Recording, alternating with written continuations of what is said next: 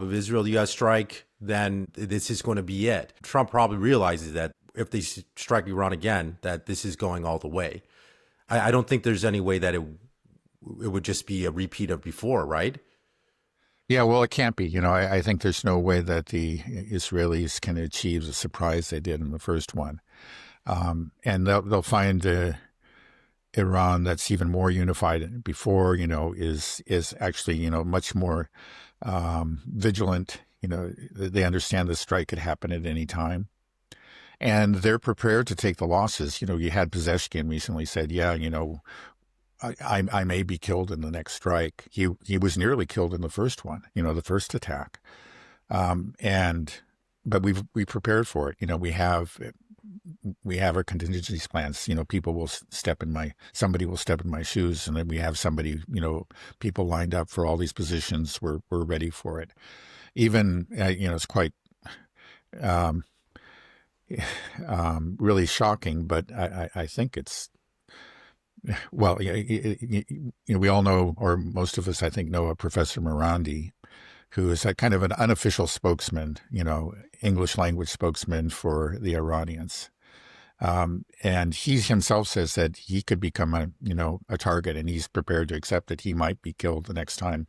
And you think, how could that happen? Well, of course, what is the IDF been doing in Gaza? They have killed well over 200 journalists. It's actually so common that it doesn't even get reported on, or very, hardly gains any notice. But just the other day, they killed another. It's something that happens regularly. There are very few journalists left in Gaza. So he's not a journalist, but he is again an unofficial spokesman, I think, who is probably regarded. It's probably on a kill list that Israel has. But they're all of them are ready for it, and they've already had a taste of war. They know what could come, and they know what they need to do. So, I think you're right. It's going to be Israel without the advantage of surprise, and Iran, that is obviously prepared this time. Knows what needs to be done, and is receiving support. We don't know exactly how much and how many of these weapons have arrived, but they're getting apparently regular plane loads of weapons from Russia and China, right? And China, right? And that's, it was even, I don't think it was a defense minister, maybe it was a member of their parliament, but somebody who was in the know, and like on a defense committee, was saying that, yeah, we've already received or are in the process of receiving a number of important systems from Russia and China. Right. And who knows when this war is going to kick off, but I feel like everybody thinks it will happen, right? That the 12-day war, well, that was just the beginning. That was just the opening salvo. That this will continue. Right. It won't stop. Yeah. I think again, it's because it's the, it wasn't ever just about the nuclear program. It was the obsession that Netanyahu and so much of the Israeli government has, is directed against Iran itself. They see Iran as the one, great rival in the region, and in their minds, it just must be destroyed. And they failed to destroy it during that 12-day war. The decapitation strikes and everything else. There are all kinds of things that they were attempting to do, try to foment rebellion. They failed, but they're not going to give up. I don't. It's just a question of. It's a question of when, and it could be it could be this year, but it could be next year. I don't know. But what's the plan? I mean, obviously the plan the first time with Operation Rising Lion was to enact a regime change. They went after all these officials. I heard recordings that were shared on X where they telephoned all these, generals and political leaders and said that, you have to rebel and follow these steps or else we will kill your family. And so they did everything they could, and it failed. And but the end effect was more nationalism, more unity within Iran. They bound together and said, you know what? I know I used to not like you. You were a progressive or I was a conservative, but, we're all in this together now to fight. And we know who the real enemy is. It's Israel and the United States. So if you can, regime change can't be the goal anymore, right? Like that just won't happen. The possibility and the same idea, I think, in Venezuela, the idea of doing a decapitation strike and funding rebels. This used to work in the US 20, 30 years ago when we were so much more powerful. But the biggest thing is that we had the soft power. So we were able to go in with our NGOs and the CIA and then fund opposition groups and say, Maduro's bad. We want to support this opposition and flood that money. And people are like, yeah, I love American movies and American music. Yeah, it wouldn't be so much better to have an American system rather than the system we have here. So you're able to generate that, that dissent and rebellion. But thanks to Gaza, the mask is off. Nobody wants us. We look gross and disgusting. People don't want our system. So I think the idea that we can enact a regime change in Venezuela or in Iran is an absolute pipe dream. There's just we just don't have that soft power to get that rebellion. The only thing you can do is bribe and threaten people, but you can't do that with the whole population, with the whole country. So it's just going to fail. So what's the plan? Is it regime change? Do they not realize that their soft power is gone and they can't enact this? Well, I think to some extent they don't. They don't realize it. I think they understand that it's been hurt. It's been diminished, but I don't think they still have this arrogance and the sense that of course people again want our system, and so I wouldn't be surprised. You're right to call it a pipe dream, but I think a lot of these people are deluded. Again, you can just see it both in Europe and in the U.S. and Israel. There's a sense that we are we have the superior system, we have the superior culture. Obviously all these other people are just groaning under the yoke of their barbaric leaders and want to be freed. There was, you mentioned some of the operations that you could say subversive operations that the Israelis carried out.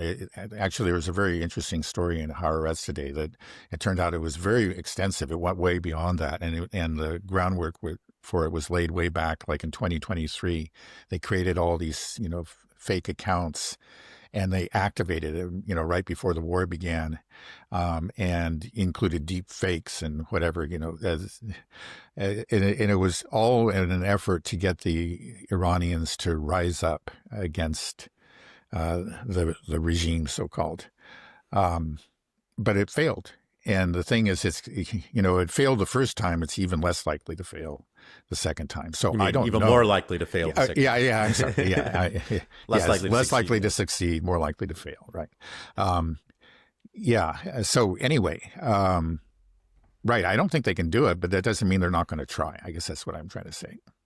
So that is the goal. The goal is a pipe dream, regime change. Because what else is it? You got to go in there and kill everybody. It's like right. I don't understand. Create chaos just like for a time, but but the chaos I think will end in I don't know that much about Venezuela, but from what I do understand, there is actually a great deal of support for the government. There are people that hate it. I even know some people like that, very good people. I understand, where they come from. But the majority of people are very strong supporters of the government. That's what I've heard. And I think that's correct. And the same thing I think is true in Iran, even, and we see in the case of Iran, even those people that were opposed to the Islamic State within Iran, they have now you put that aside, and they see that the greater enemy is not their own government, but it is Israel and the United States. And so even if there is, let's say, just a massive decapitation strike and a massive bombing campaign that does all kinds of damage to infrastructure within Iran, it's not going to, that doesn't mean that you get the government you want. It's the same thing in Venezuela. Actually, when they reconstitute themselves, as they eventually will, if you achieve that, I don't think they will. Probably that reconstituted government is going to be even more, because of their experiences. They know who attacked them, who caused their misery. When they put themselves back together, they'll know who their enemy is. Right. I don't think that we could be successful in Venezuela. That we would do a decapitation strike, cause a lot of chaos, and be able to claim victory and go home. I think this is too close to home that we will have blowback in some way. We won't get the desired effect in terms of regime change, even if they do kill Maduro. I'm sure that They have contingency plans in place. And the hatred towards America, I think, throughout Latin America is just going to reach a fever pitch. I mean, Colonel Douglas McGregor thinks that this could just be like the casus belli for just all of Latin America to just sort of rise up against, the gringos up here, and who knows, maybe that's right. But I think that we will see it backfire horrifically. I don't think that we will be able to walk away the way that we think we can. Do you? Do you really think we could just get away with it? Well, I mean, we might walk away, unfortunately, we could. Again, we can launch these missiles from the ships and, send in the F-35s and do a great deal of damage and then just sail away and fly away.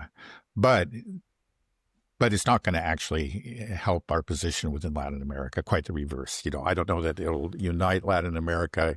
Well, I think to some extent it will. I don't think you're going to find very little support for it. There are going to be people that support it in different social strata within Latin America. But by and large, it's going to unite Latin America against us. And what does that mean? Can Latin America do something? I mean, not necessarily militarily, but economically, or just could it affect us significantly if all of Latin America is like, what? You can't just be bombing, countries like this. Right. Well, one thing that could happen, I see, is that there might be a lot of countries who start looking at, perhaps again, strengthening their links with Russia and China, just because they see that, okay, maybe one day this will be us. Who knows? That's one possibility. So it could reduce our affect our security within the region. I think that's one possibility. Again, those countries are in general quite a bit weaker, but there are consequences, like we've seen. There can be economic consequences. Brazil is not a minor player. You were talking about the other day about how, the soybeans, right, are now coming from Brazil. And I think in general, it can, just not necessarily, not just tied in those security relationships between Latin American countries on the one hand and Russia and China on the other, but also economic relations, to the exclusion of the U.S., seeing that the U.S. is again, a hostile power and unreliable. And, it doesn't mean that I think they're going to cut off that's not possible. The U.S. is still too important to them, in terms of economics, but they're going to diversify away.